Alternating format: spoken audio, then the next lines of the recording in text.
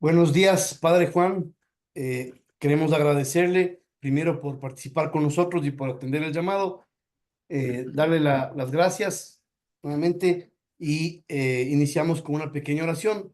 Si usted quiere guiarla, por favor. Bueno, pues acaba de suceder Pentecostés, de vivir Pentecostés, entonces hagamos una breve oración al Espíritu Santo, porque nuestro guía en los últimos tiempos, en estos tiempos, es, como dice Luis María Griñón de Montfort, es el Espíritu Santo, nos va a guiar, nos va a proteger, nos va a sacar de la confusión. Entonces ya no se trata de expresar cada uno su opinión, sino de pedir al Espíritu Santo que nos ilumine para nosotros mismos entender a la luz de la palabra de Dios los tiempos que estamos viviendo. Decimos simplemente: ven Espíritu Santo, llena los corazones de tus fieles y enciende en ellos el fuego de tu amor. Envía tu Espíritu Creador Y y renovamos. responden todos y se renovará la faz de la tierra. Oh Dios, que quisiste ilustrar los corazones de tus fieles con la luz del Espíritu Santo, concédenos que, guiados por este mismo Espíritu, obremos rectamente y gocemos siempre de sus consuelos. Por Cristo nuestro Señor. Amén. Y a nuestra Madre Santísima le decimos todos: Dios te salve María, llena eres de gracia, el Señor es contigo, bendita tú eres entre todas las mujeres, y bendito es el fruto de tu vientre Jesús. Santa María, Madre de Dios, ruega por nosotros pecadores, ahora y en la hora de nuestra muerte. Amén. María, Madre de Gracia y Madre de Misericordia, En la vida y en la muerte, ampáranos, Madre nuestra. Cristo Rey nuestro, venga a tu reino. Virgen prudentísima, María, Madre de la Iglesia, ruega por nosotros. En el nombre del Padre, del Hijo y del Espíritu Santo. Amén. Bueno, no echemos mucho rollo, vamos directamente al grano. ¿Cómo nos vamos a mover? Dime tú. No, lo que nos gustaría, Padre, es primero tener una charla suya que nos cuente un poco tanto de la consagración como de las profecías de la consagración de San Luis María Guiñón de Montfort. Después, los signos de los tiempos en los que estamos viviendo, cómo Ok. estar preparados. Y yo guiaré luego algunas preguntas del público y respuestas hasta completar la hora que nos dé la hora. Bueno, me parece muy bien enmarcar esto en lo que dice Luis María Griñón de Montfort. Entonces, brevemente, ah, les digo a todos, a mis hermanos sacerdotes, los seglares, conviene leer Luis María Griñón de Montfort, números 49 a 62, es el tercer capítulo donde habla de los últimos tiempos. Hay que recordar que Luis María Griñón de Montfort, todos sus libros son escatológicos. Hablan todos, se refieren a los últimos tiempos y son hermosísimos, porque a diferencia de los que ahora actualmente hablan de los últimos tiempos, que hablan de terremotos, de catástrofes, de puras desgracias, Luis María Guillén Montfort dice que los últimos tiempos va a ser los más hermosos, porque la Virgen María y el Espíritu Santo van a guiar a ese remanente fiel. Es decir, ya olvídate de lo que están haciendo los demás, dejen paz a los obispos, dejen paz a todos los demás. Incluso ya déjate de hablar de brujos y de demonios y de cosas de esas, deja todo eso en paz. Si tienes que luchar contra ellos, enfréntate al demonio y basta, pero ahorita debemos concentrarnos todos en escuchar a la Santísima Virgen, que en los últimos tiempos viene a preparar la segunda venida de nuestro Señor. Entonces, la señal más prodigiosa, más hermosa de los últimos tiempos es las apariciones marianas. Dice Luis María Guirín de Montfort, recordar que él murió antes de todas las apariciones, las que conocemos, con excepción de la Virgen de Guadalupe, de todas las apariciones marianas de estos siglos.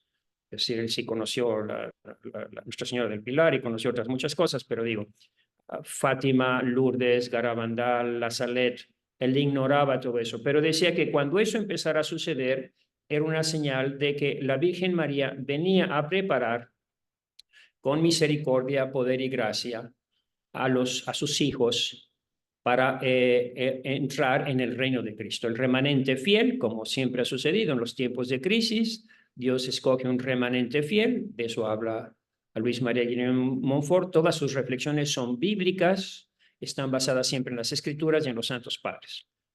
No en visiones, no en apariciones, digo, él está antes de todas esas visiones y todas esas apariciones. Pero dice que cuando la Virgen, la señal más prodigiosa de que estamos entrando a los últimos tiempos, es decir, preparando ya la segunda venida de nuestro Señor, serán las apariciones marianas. Y el Espíritu Santo vendrá a guiarnos, a iluminarnos, a reunirnos a todos en un pequeño rebaño, exactamente como lo dice Jesucristo: no temas, pequeño rebaño, porque mi Padre se ha dignado daros del reino. Es decir, olvídate de todo lo que te da miedo. Van a haber cosas que van a dar miedo, pero no temas, pequeño rebaño, cuando esas cosas suceden, porque tú ya estás dentro del arca, ya te subiste al arca de salvación, que es la Virgen María. Entonces, en ese contexto es como podemos hablar de los últimos tiempos, como la preparación para la llegada del reino. Ahora, pasando ya al tema de los últimos tiempos, ¿qué significa últimos tiempos? Hay muchos que hablan, ahí están todos los pastores protestantes hablando de los últimos tiempos, del rapto, de quién sabe qué, unas cosas muy interesantes, unas cosas muy acertadas y otras cosas muy equivocadas. Pero nosotros como católicos tenemos que pensar cómo nos vamos a guiar nosotros, cómo nos debemos guiar nosotros. Pues las guías son las mismas de siempre.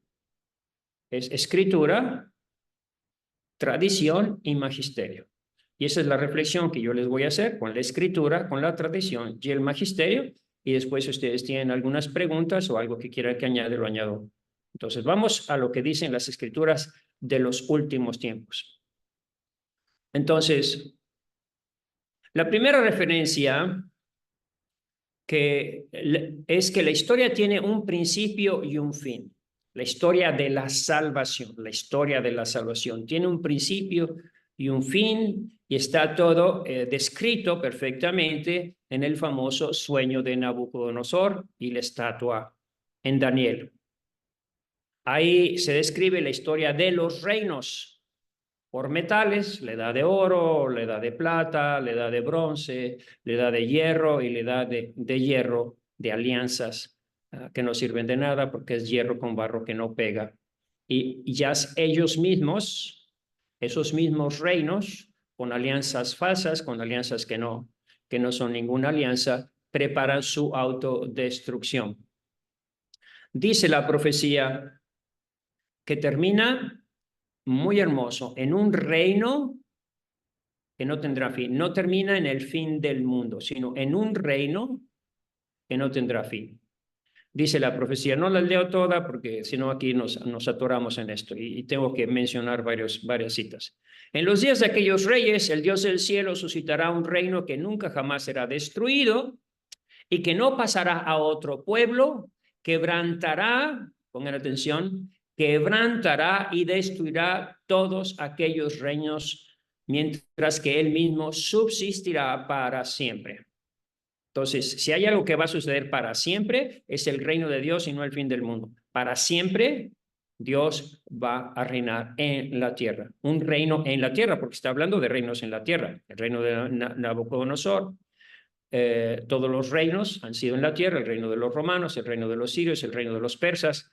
Todos los reinos son humanos y al final viene un reino en la tierra que será el reino de Dios. Lo interesante de la profecía de Daniel no es la profecía, sino que él da la interpretación de la profecía.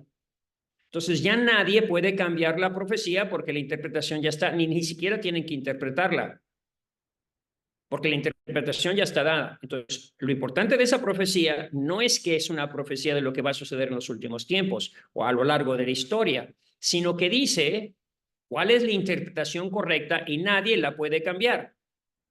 En los días, la historia llega a su culmen con fin de todos los reinos de la tierra, todos los reinos de la tierra, e inicia el reino de Dios. Termina en el versículo 44 del capítulo 2 de Daniel, que estoy leyendo.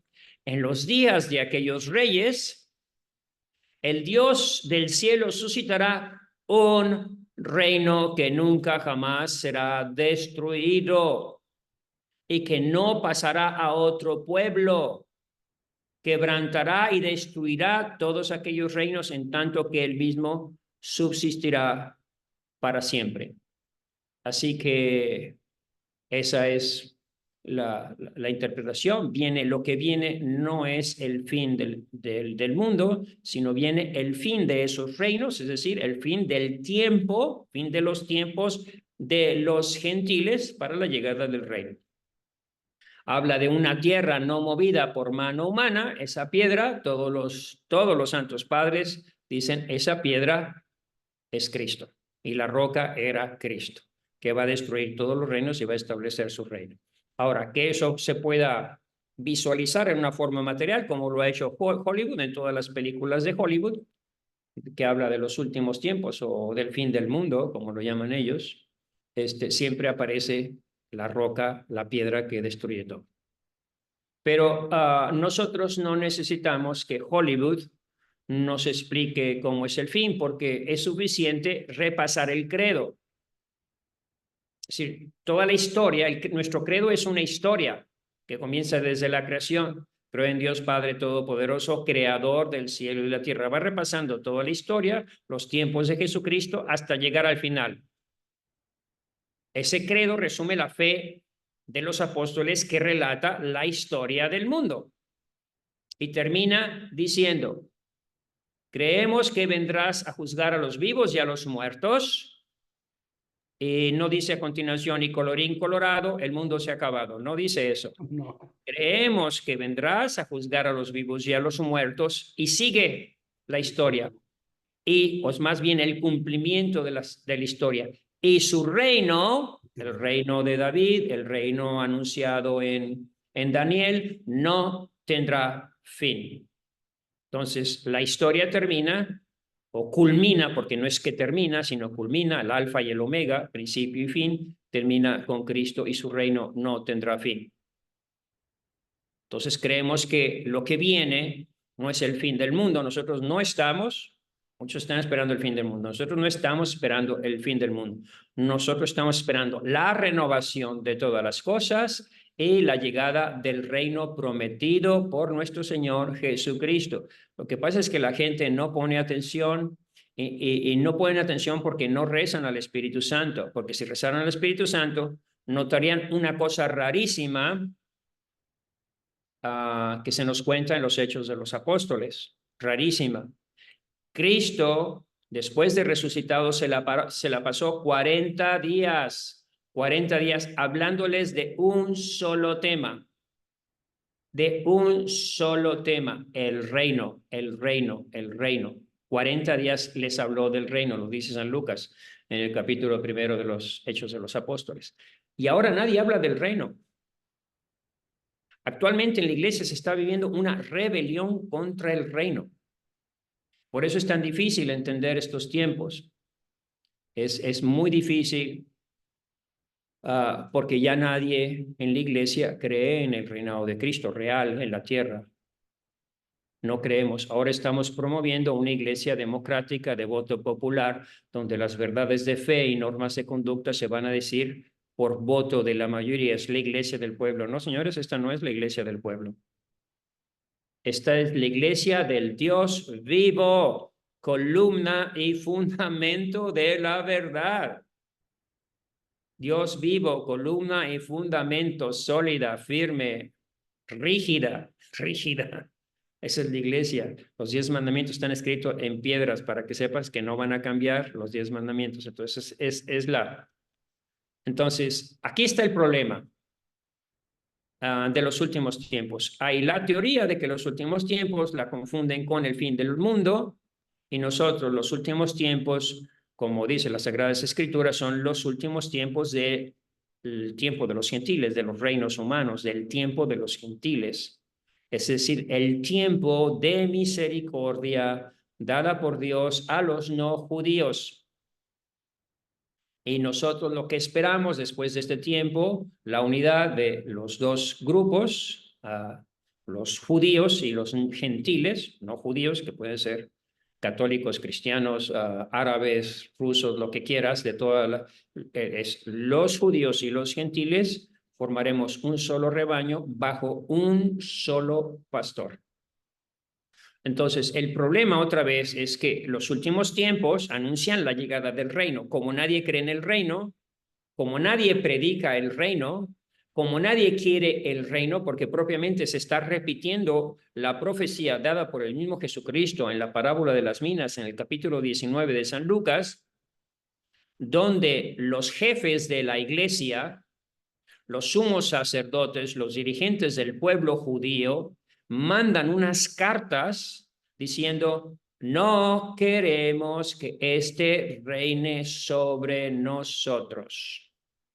No queremos. Y Jesús aplica esa parábola a los últimos tiempos, advirtiéndonos que en los últimos tiempos precisamente va a venir una rebelión contra el reino. Se va a repetir el mismo grito: no queremos que éste reine sobre nosotros. No queremos sus mandamientos, no queremos sus estructuras eclesiásticas, no queremos sus reglas morales, no queremos su evangelio.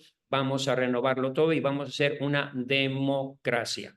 Entonces, eso lo aplica Jesús, capítulo 19 de San Lucas, a los últimos tiempos, a la iglesia. Es un problema intraeclesial, según como la plantea la parábola de las minas. No es que vienen unos de fuera a luchar contra el reino, sino son los mismos que están dentro del reino, dentro de la iglesia, los que no quieren el reinado de Cristo. Entonces, esa es la primera cosa de lo que estamos esperando. No estamos esperando el fin del mundo, estamos esperando el fin del mal, el fin del pecado, la separación del trigo y la cizaña. Y por eso lo más importante no es tener miedo, sino yo ser trigo limpio de Cristo. Ya San Pablo habla también de los signos de los tiempos, que sobrarán tiempos difíciles porque los hombres serán amadores de sí mismos y del dinero, jactanciosos, soberbios, maldicientes, que es una cosa que me llama mucho la atención. No hay cosa, película, programa que yo vea de Estados Unidos, sea de caricaturas, sea de aventuras, que no digan la palabra maldición por lo menos 20 veces. Maldición para esto, maldición porque se les cayó el pastel, maldición porque se les apagó la vela, maldición porque el perro ladró, maldición, maldición, maldición. No se dan cuenta de lo que están haciendo. Has de saber, fíjate, los últimos tiempos, no está hablando de terremotos, no está hablando de catástrofe, que también vendrá, porque también el mundo se va a rebelar contra la destrucción la tierra se va a rebelar contra la destrucción que le están haciendo los hombres. Pero es importante poner atención cuáles son las señales que da San Pablo. Hombres amadores de sí mismos, del dinero, jactanciosos, soberbios, maldicientes, desobedientes a sus padres, desobedientes a sus padres, hijos majaderos, ingratos, impíos, inhumanos, desleales, calumniadores, incontinentes, despiadados, enemigos de todo lo bueno, traidores, temerarios, hinchados, amadores de los placeres más que de Dios. Yo creo que ya no necesitamos más signos, ustedes nada más pregúntense si estamos en esos tiempos o no tiempos. No se necesita más que 2 dedos de frente, por eso levántate la melena y vete al espejo. Pero si tienes más de 2 dedos de frente, lo vas a entender. No necesitas más signos, ni terremotos, ni avisos, ni catástrofes, ni aerolitos, ni nada. Entonces, últimos tiempos. ¿Cuáles son los últimos tiempos? Los últimos tiempos, según el Evangelio, son desde Cristo hasta el día de hoy. Lo dice San Juan en la carta primera, capítulo 2, versículo 18. Hijitos, esta es la hora final. Y habéis oído que viene el anticristo. Ahora muchos se han hecho anticristos, porque de donde conocemos que esta es la última hora. De nosotros han salido, mas no eran de los nuestros, pues si de los nuestros fueran, habrían permanecido con nosotros. Pero es para que se vea claro que no todos son de los nuestros, pero están dentro.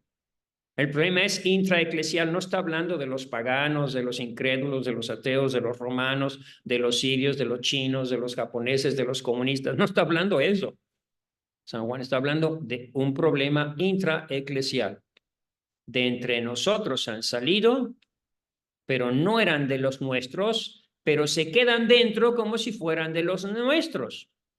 Pero es para que se vea claro que no todos son de los nuestros, aunque estén dentro, aunque sean católicos, aunque parezcan miembros de la iglesia.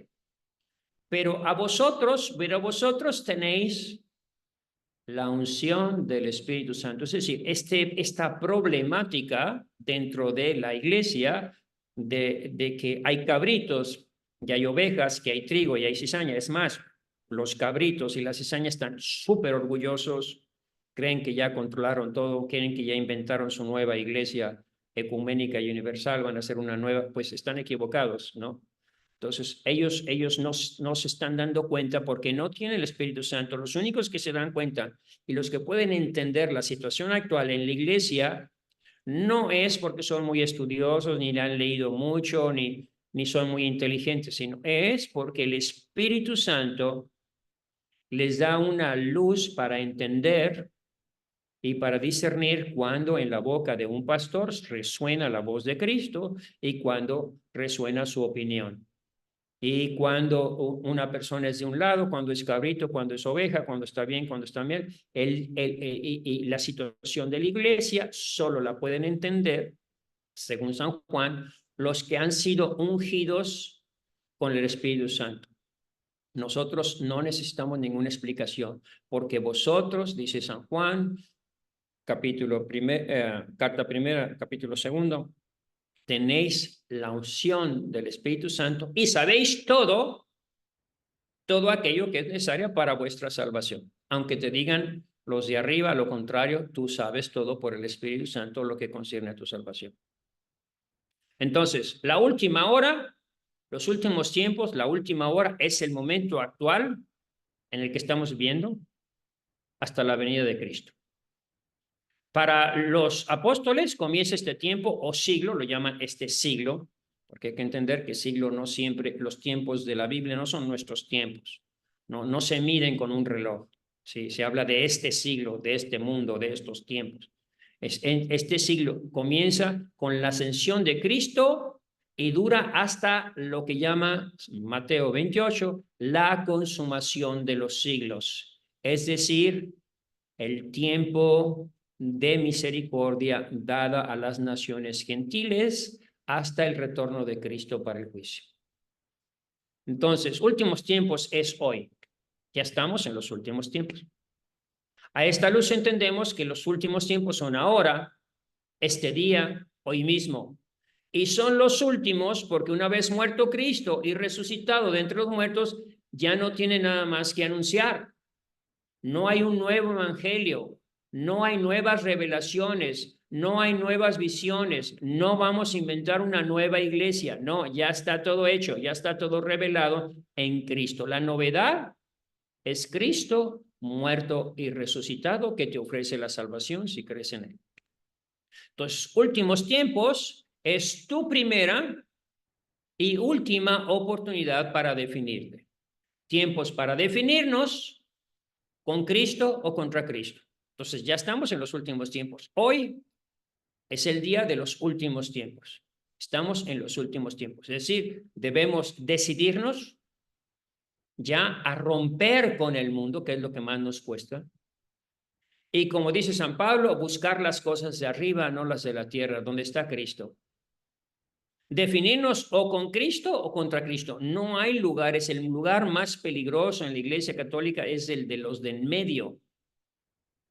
El de los en medio. Todos los de en medio están contra Cristo, porque lo dice el mismo Cristo. El que no se ha definido conmigo está contra mí. Entonces, últimos tiempos significa que debemos decidirnos a romper con el mundo. Por eso, lo único que nos debe dar miedo no es el fin del mundo, sino vivir sin definirnos.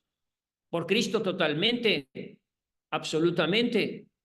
No decidirnos por las cosas eternas, nuestra salvación, no ocuparnos de esas cosas. No nos debemos estar distrayendo. Lo mínimo para comer, vivir y tener casa, lo mínimo, como la Virgen María y San José. Y lo demás, a ocuparlo en mi salvación, en la lectura de la Biblia, en invocar al Espíritu Santo, en vivir de las cosas de arriba. Últimos tiempos también significa que la historia de la salvación no es eterna, sino que tiene un principio y un fin. Aquí hay que, si me permiten, hacer una reflexión sobre cómo lo veían los hebreos, los tiempos, cómo medían los hebreos los tiempos. La historia la dividen en 6 siglos, es decir, así como la creación duró 6 días, así la historia del mundo y del hombre durará 6 días y después viene el descanso. 6 días de creación de todas las cosas creadas hasta la creación de Adán y 6 siglos del tiempo de la redención. Por eso hay que leer atentamente el capítulo 4 de la carta a los Hebreos, donde San Pablo amenaza a los judeocristianos que querían apostatar, porque muchos de los judíos cristianos todavía no había sido destruido el templo de Jerusalén y veían la majestuosidad del templo, los sacrificios, el humo, los inciensos, las trompetas, era algo hermosísimo. Comparado con un sacerdote que llegaba así, más o menos vestido, con una túnica y levantaba el pan y después el cáliz y después decía, podéis ir en paz, la misa ha terminado. Dice, no, esto no puede ser. Entonces querían regresar al judaísmo. Y San Pablo les advierte en la carta a los hebreos, ay de ti si apostatas, porque Cristo ya no va a morir por ti. El verdadero sacrificio es el sacrificio del pan y vino según el orden de Melquisedec y es el que te va a dar la salvación. Pero los amenaza con esta amenaza que es muy curiosa.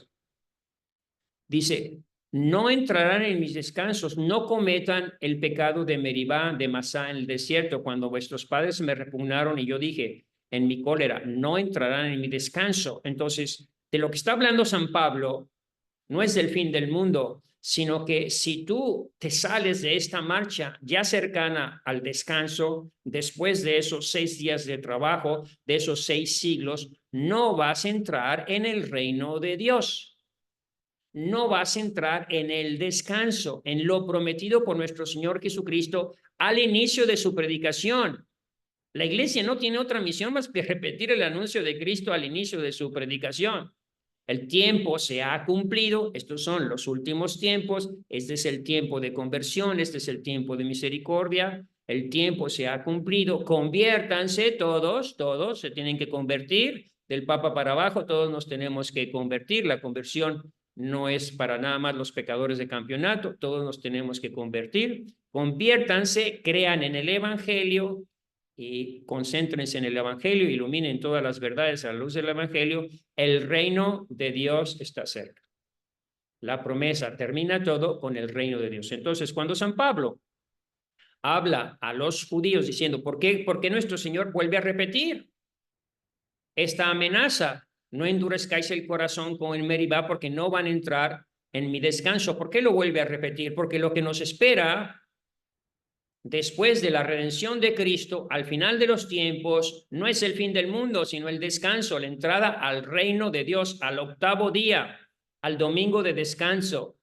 Por eso ahora es tiempo de trabajar, es tiempo de misericordia, es tiempo de gracia. Entonces, así podemos entender el fin de los tiempos como la última oportunidad que tenemos para convertirnos y entrar en el paraíso, en los cielos nuevos y en la tierra nueva. Entonces, pues eso los judíos, vuelvo a repetir, dividen en 6 periodos, 6 siglos, 4.000 siglos, sí, 4.000 siglos antes de Cristo y 2.000 siglos después de Cristo. Y después de esos 6 siglos de la historia de la salvación, desde Adán hasta la segunda venida de nuestro Señor Jesucristo, entramos ya en cielos nuevos y en tierra nueva. Entonces,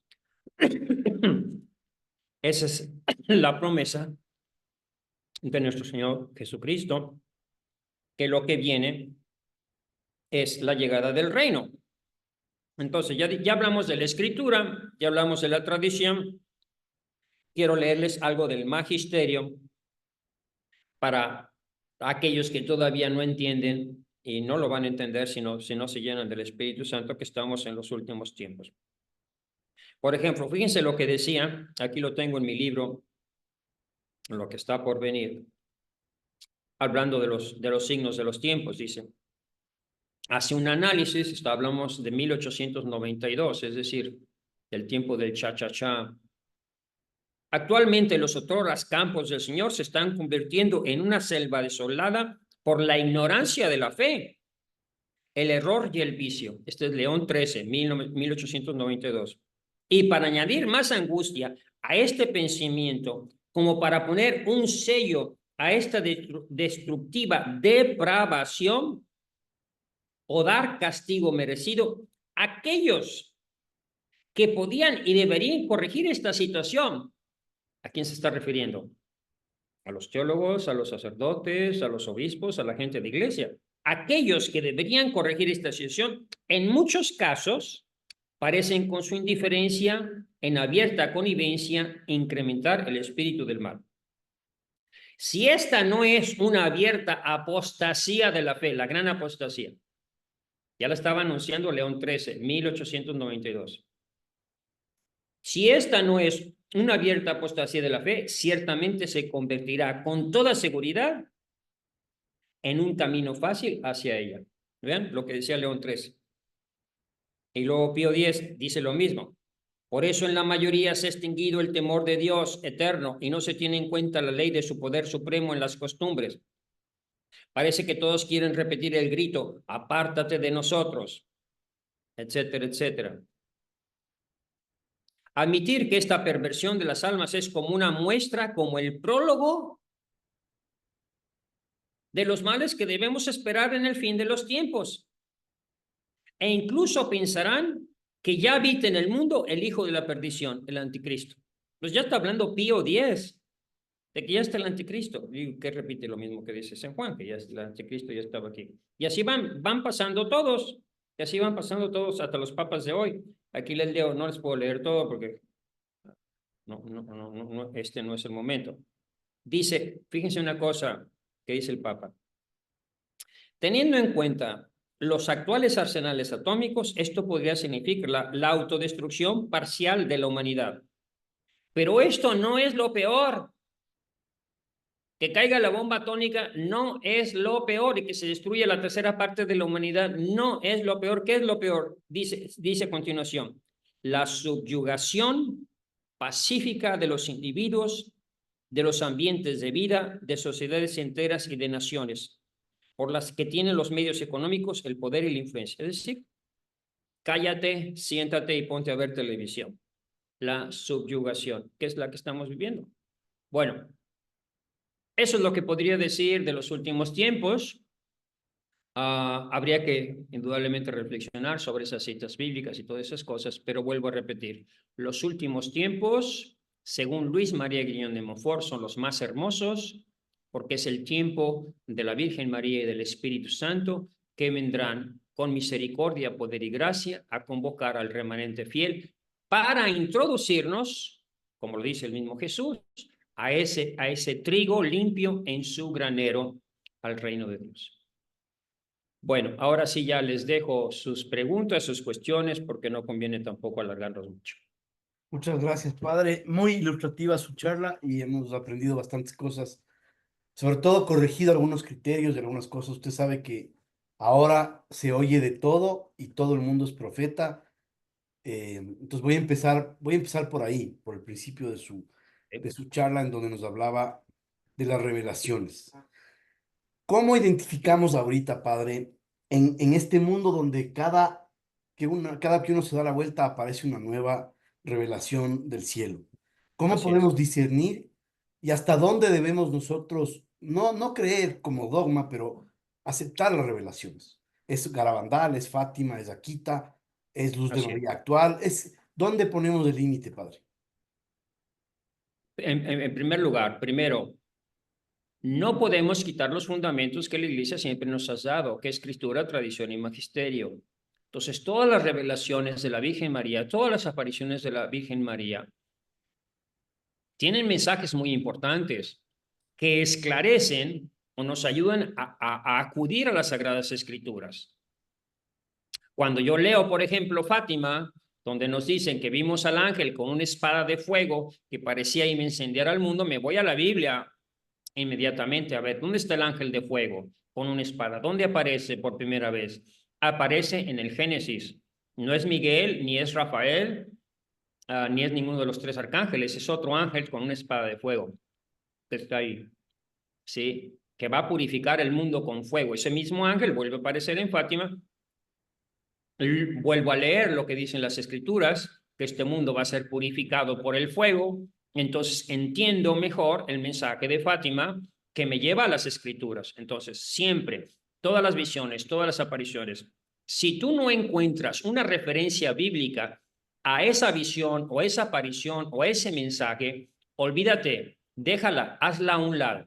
Pero si esa visión y ese mensaje de la Virgen o de un ángel, del que sea, hace referencia a la palabra de Dios olvidada, al mensaje de Dios olvidado, pon atención, porque la Virgen te está invitando a repasar lo que ella está diciendo con las Sagradas Escrituras, lo que ya te reveló nuestro Señor Jesucristo. La Virgen María siempre hace referencia en todas sus revelaciones a lo que ya nos reveló nuestro Señor Jesucristo. Por ejemplo, en la Virgen de Guadalupe se aparece, yo soy la madre del verdadero Dios por quien se vive, se acabó la idolatría, se acabó la Pachamama, se acabó el culto a Quetzalcóatl, se acabó el culto a todos los ídolos, a la Santa Muerte, ya se acabó. Párele, yo soy la madre del verdadero Dios, todos los demás son falsos, son demonios. Lo está diciendo la Virgen, pero ahora estamos todos al revés, creyendo que todos son dioses y que hay multitud de dioses. La otra vez estaba escuchando a un sacerdote que decía que la Pachamama es una representación indígena de la Virgen María, pero ¿cómo puede decir un sacerdote esa tontería?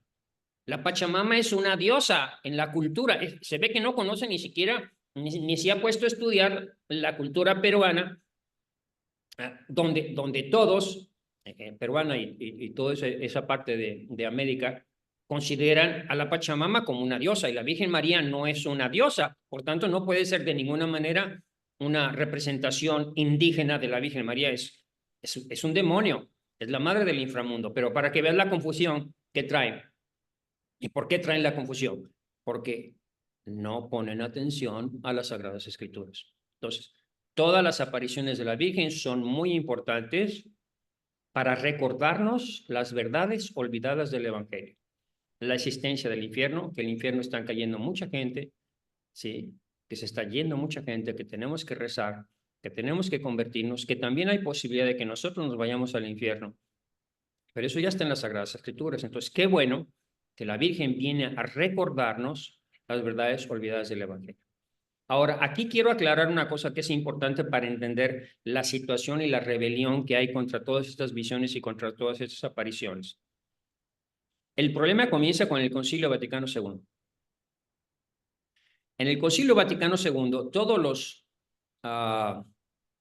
padres conciliares, que no todos eran obispos, había de todo tipo, había teólogos, había gente de otras iglesias, etcétera, etcétera. Los padres, pero todos los padres conciliares anunciaban una nueva primavera.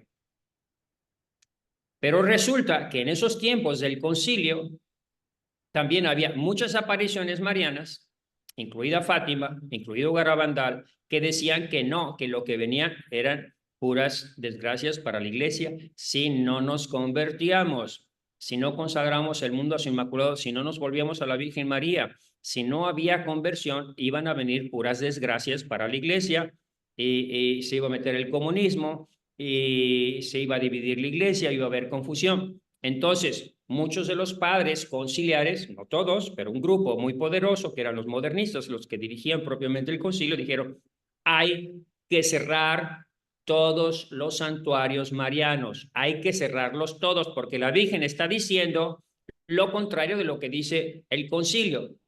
Entonces ya había desde esos momentos un enojo, enfado contra las apariciones marianas, porque las apariciones marianas estaban diciendo lo contrario de lo que algunos, manera de interpretar el concilio, como una renovación de la iglesia, como una nueva primavera y lo que iba a venir, y lo dice el mismo Ratzinger, que desgraciadamente todos esperaban esa nueva primavera y lo que vino es un duro invierno del cual aún no hemos salido. Entonces, hay ya esa oposición a cualquier aparición mariana, ¿sí?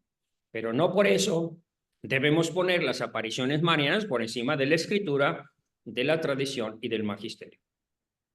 Entendido y bien claro, padre. Gracias por eso.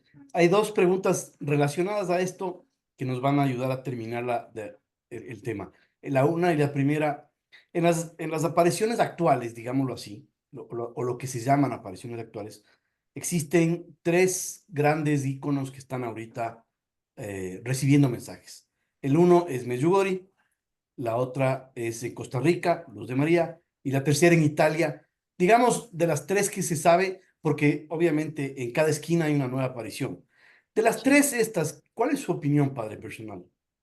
Mira, yo no podría hablar, dar mi opinión porque ignoro la mayoría, no ando yo buscando muchas visiones y apariciones. Yo como sacerdote, dado que tengo que orientar a las almas, tengo que regir más por la escritura. Yo soy más de escritura, más de Biblia, más de leer los documentos conciliares, los documentos pontificios, escritura, tradición y magisterio. Entonces, no me considero una persona para dar una opinión sobre todas esas cosas. Mi opinión está basada en lo que ya dije al principio, que Luis María de Montfort dice que en los últimos tiempos la Virgen María va a venir a preparar la segunda venida de nuestro Señor Jesucristo y lo va a hacer con misericordia, poder y gracia. Entonces, si esas visiones y esas apariciones, las que tú has mencionado, las últimas, nos invitan a la conversión, nos acercan más a Jesús y a la Eucaristía, crean una profunda devoción más en nosotros hacia la Eucaristía y hacia la palabra de Dios. Todas esas apariciones son benditas, hay que aceptarlas, hay que reconocerlas, hay que estudiarlas, que son como un empujón de la Virgen María hacia Cristo y hacia la revelación. Entonces, benditas Entendido, revelaciones, padre. hay que hacer caso, sobre todo cuando la Virgen constantemente, yo en todas las apariciones he visto que nos están invitando a la conversión. El único momento donde yo no recomiendo las recomendaciones es cuando en las apariciones o en las visiones supuestas de la Virgen ataca a la iglesia, a los obispos o al papa. Eso simplemente yo no lo concibo. No creo que la Virgen María en ningún momento aceptaría ninguna aparición, ninguna visión cuando hay acusaciones a las autoridades religiosas, a los obispos o al papa. ¿Por qué? Porque esa no fue la actitud de la Virgen. La Virgen María nunca se mete entre Cristo y su iglesia. Cristo está arriba, su iglesia está abajo, ¿sí? Él es el dueño de la iglesia, los dueños de la viña, los trabajadores de la viña tienen un solo patrón y al que tienen que dar cuentas es al patrón. Entonces la Virgen María no se mete entre los patrones. Simplemente la única vez que se metió, y lo dijo de una manera muy clara, haced lo que Él os diga. Entonces no lo dice para acusarlos ni para nada, sino simplemente para acercarnos más a Cristo y a su voluntad. Gracias, padre. En la misma línea, Carlitos Reyes, nuestro director, pregunta, ¿cómo reconocer a los apóstoles auténticos de los últimos tiempos, a quienes el Señor de los ejércitos da la palabra y la fuerza necesaria? Esa es una pregunta muy hermosa, muy bonita, muy interesante, porque lo dice Jesucristo en los últimos tiempos, hablando de esos últimos tiempos. Dice, mis ovejas escuchan mi voz, yo las conozco y ellas me siguen y no escucharán la voz de los extraños. Es decir, no los escuches. Sea papa, sea obispo, sea sacerdote, sea predicador, sea pastor, sea diácono, si en él no resuena la voz de Cristo, no lo escuches. Porque el papa, los obispos, los sacerdotes, los diáconos, los acólitos, ¿no? Todos están en orden a comunicar el evangelio de nuestro Señor Jesucristo, la palabra de Dios, no para inventar sus propias teorías y dar sus propias opiniones. Entonces, la clave la da Jesucristo en el capítulo 10 de San Juan. Mis ovejas escuchan mi voz y da una orden, y no escucharán la voz de los extraños. El problema, pues, no va a estar ni en los obispos, ni en el papa, ni en los sacerdotes. El problema está en los fieles.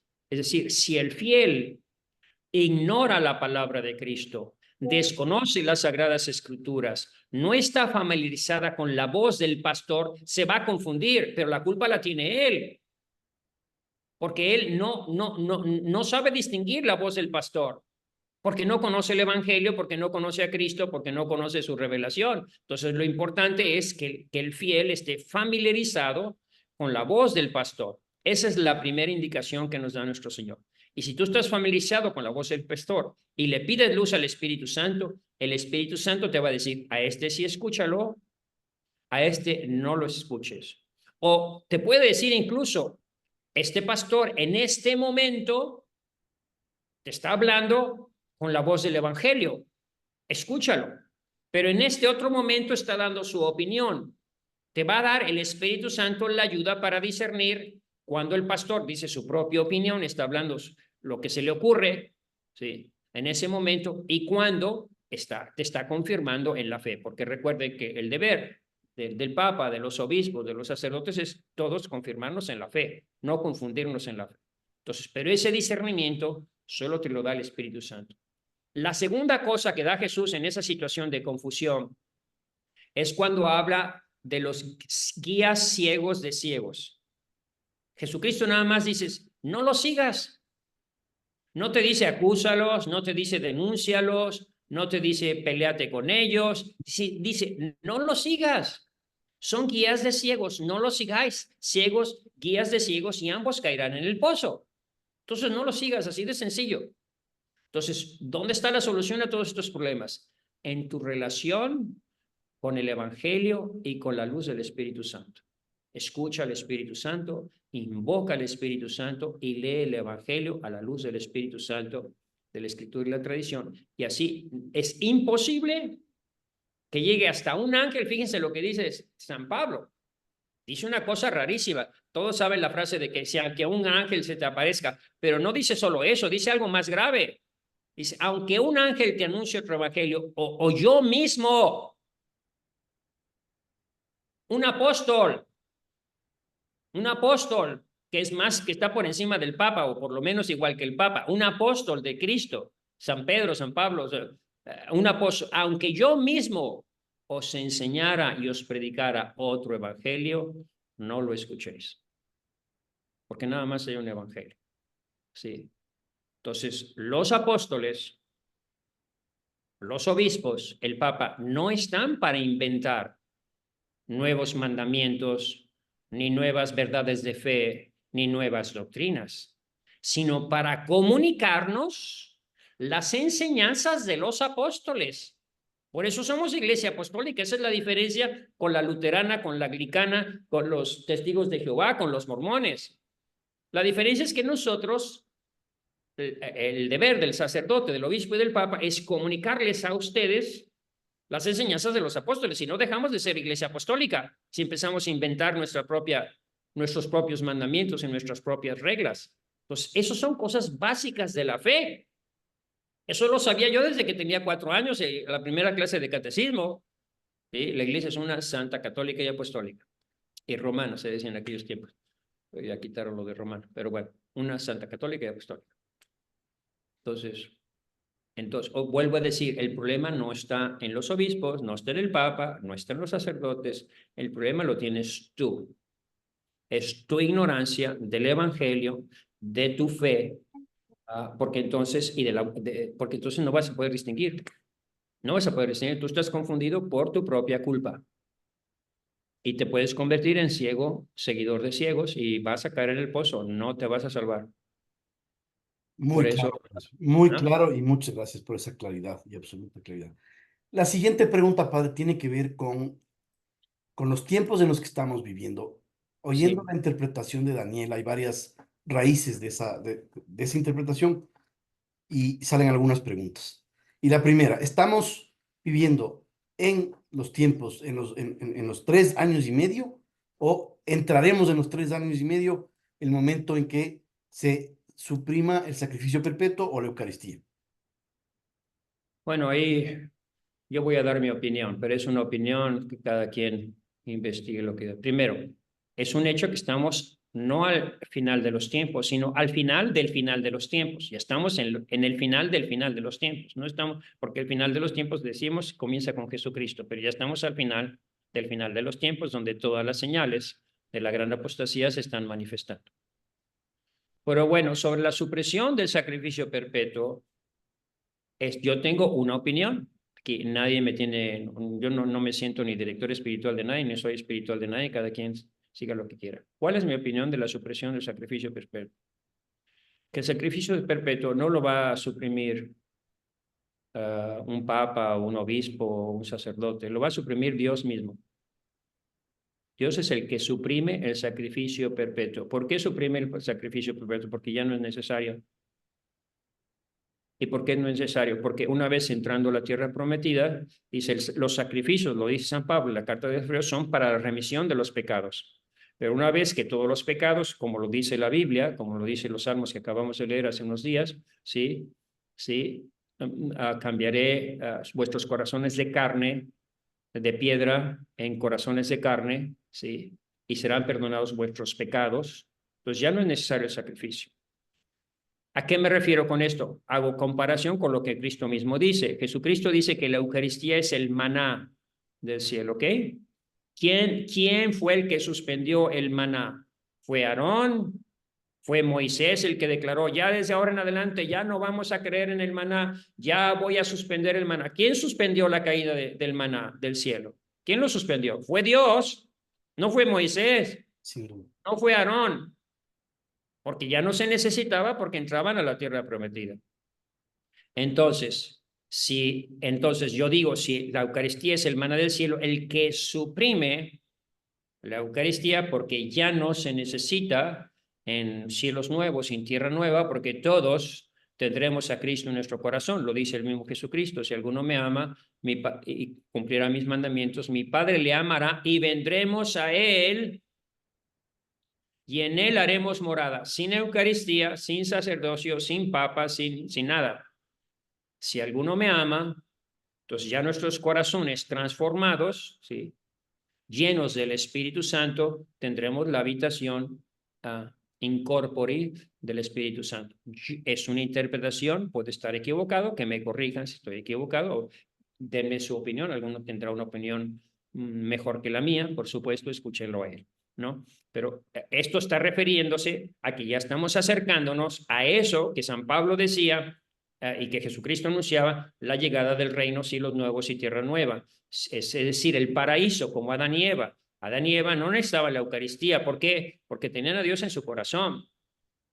Dios estaba presente, lo veían, hablaban con Él, como están hablando ahorita nosotros mismos, incluso más personal que lo que estamos haciendo ahorita. ¿Sí? Entonces, y vamos a regresar a esos tiempos. Entonces, en esos tiempos ya no será necesaria la Eucaristía.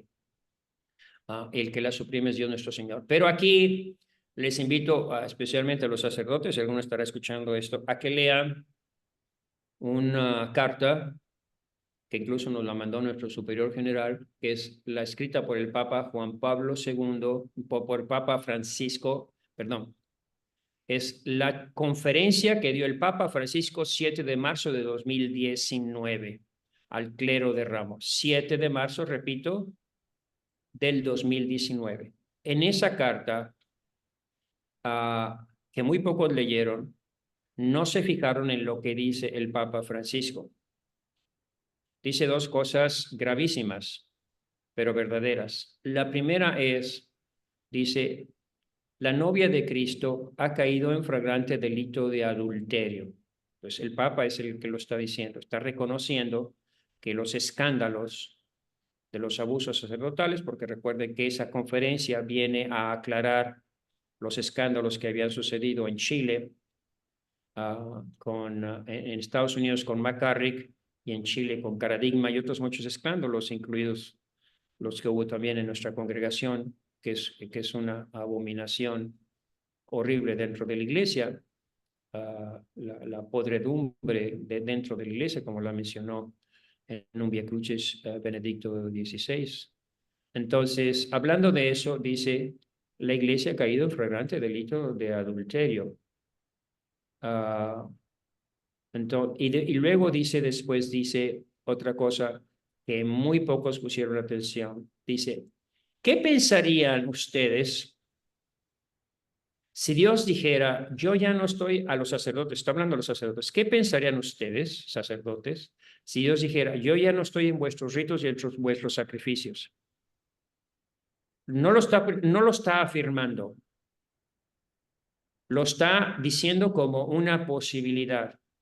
Es decir, ¿qué está diciendo el Papa? Está diciendo, aunque el sacerdote diga, esto es mi cuerpo, yo ya no voy a estar en los labios de ese sacerdote ni en el corazón, porque no estoy en su corazón, ya no voy a estar en sus labios. Yo le voy a quitar el poder de consagrar a ese sacerdote. Si estoy equivocado, otra vez corríjanme. Ahí está dicho por el mismo Santo Padre. Por cierto, en lo anterior, el Papa dice para que nadie diga que no me entendieron o que me confundí o que no quise decir lo que decía, lean Ezequiel 16, donde habla de la gran prostituta. Me refiero a la cita anterior. Son entonces dos citas. La primera es la iglesia ha caído en flagrante del delito de adulterio, citando Isaías 16, el mismo Papa la cita, ¿sí? Para que nadie pueda interpretar de otra manera lo que está diciendo. Y la otra es la de que es probable que Dios ya no esté en vuestros ritos y en vuestros sacrificios. Es decir, Dios se cansa ya de tanto sacrilegio y de tantos abusos hasta llegar en algunos casos a quitarle al sacerdote el poder de consagrar. Por lo menos así lo veo yo. Entonces, aquí llegaríamos a otra vez a una conclusión que solo nos puede ayudar el Espíritu Santo. ¿Cómo saber yo si el sacerdote consagró o no consagró? Porque además de eso, les digo que una vez estaba platicando con un obispo y me dijo el obispo que llevaban sacerdotes a confesarse diciendo que no celebraban la misa sin intención de consagrar. ¿Ah? Entonces, no son inventos míos, son lo que yo he escuchado, son experiencias que yo he tenido, por eso es muy difícil yo a veces de explicarles a todos de dónde me vienen mis ideas, no son de que me las invento, que soy muy estudioso, muy lector, no, sino simplemente son experiencias que Dios me pone. Entonces, si el sacerdote celebra la misa sin intención, debe hacerlo por algo, ¿verdad? De no consagrar, porque no está viviendo de acuerdo a su sacerdocio. Pero bueno, aquí viene el problema. ¿Cómo el seglar puede saber si consagró o no consagró el sacerdote? La única manera es por la actitud del sacerdote hacia la Eucaristía. Si vemos que el sacerdote trata con devoción, con sacralidad, con amor la Eucaristía, pues solo puede ser porque Dios está ahí. No hay ninguna otra manera. Y si el sacerdote trata la Eucaristía como una galletita blanca, es porque es una galletita blanca, no consagró. Puede que diga que algunas veces no se pueda distinguir muy claramente. Para eso otra vez, de nuevo, viene el Espíritu Santo. En los últimos tiempos, lo dice y lo sabemos, ¿sí? Serán como los primeros tiempos del cristianismo, el Espíritu Santo nos va a guiar, nos va a ayudar a este discernimiento.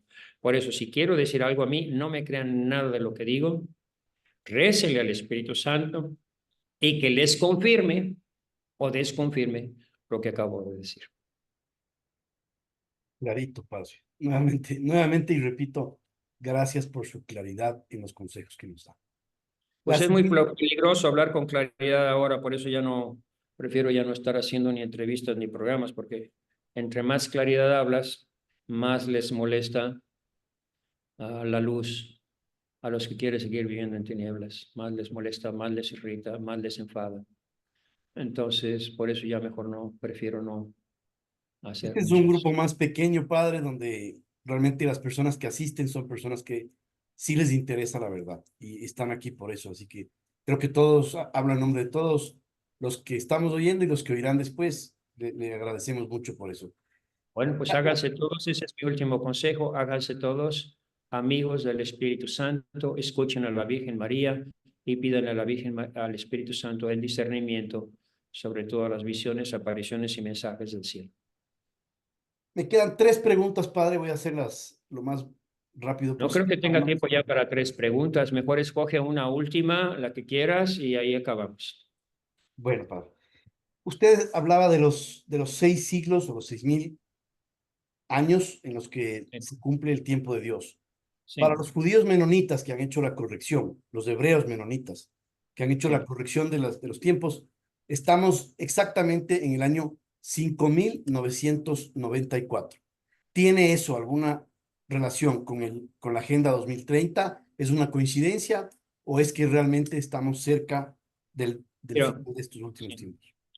Primero, no, o de nuevo, no domino ese tema, no te sabría decir nada de eso, solo sé que los judíos van midiendo el tiempo de la historia, igual, así la creación 6 días, toda la historia de la salvación en 6 milenios, ¿no? Que vuelvo a repetir, los siglos no se miden como con reloj como nosotros lo hacemos. Entonces, eso. Ah, entonces, no tendría una respuesta a eso, no sabría qué decir. Gracias, padre. Carlitos, no sé si usted quiere dar, tenemos 2 minutos, no sé si usted quiere decir algo. No, tranquilo, muchas gracias, ha sido una bendición. Bueno, gracias a todos, que Dios los bendiga. Llénense del Espíritu Santo, pidan al Espíritu Santo. El Espíritu Santo sí nos guía, sí nos habla, sí es nuestro amigo, sí es nuestro conductor. En estos tiempos, vuelvo a repetir, son los más hermosos porque viene la Virgen María y el Espíritu Santo con misericordia, poder y gracia a convocar a ese remanente fiel. Que Dios los bendiga y muchas gracias. Que Dios te bendiga, padre, también.